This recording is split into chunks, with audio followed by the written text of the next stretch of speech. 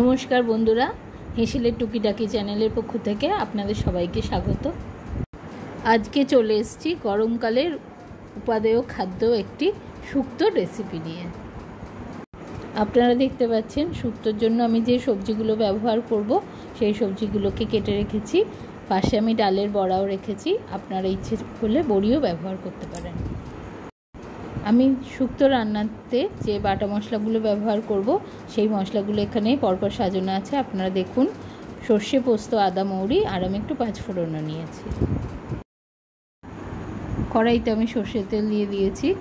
এবার আমি উচ্ছেগুলো দিয়ে দিলাম। তেলটা গরম হয়ে যাওয়ার পরে উচ্ছেগুলো একটু ভালো করে ভাজলেই ভালো হয়, কারণ উচ্ছের একটু বেশি ভাজলে তেঁতোটা একটু কম লাগে, খেতেও ভালো লাগে, ঝোলের সাথে ভালো করে মিশেও যায় উচ্ছেটা ভাজতে একটু সময়ও লাগে।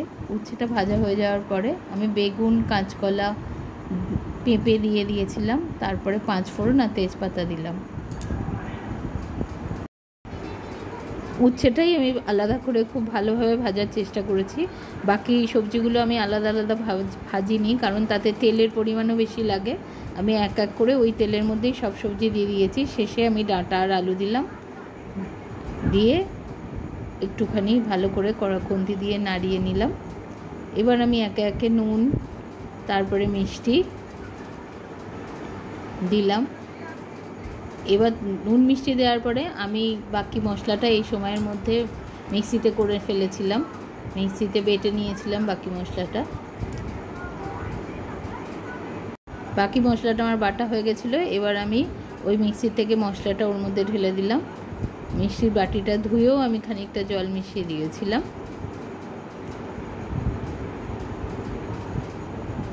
এবার আমি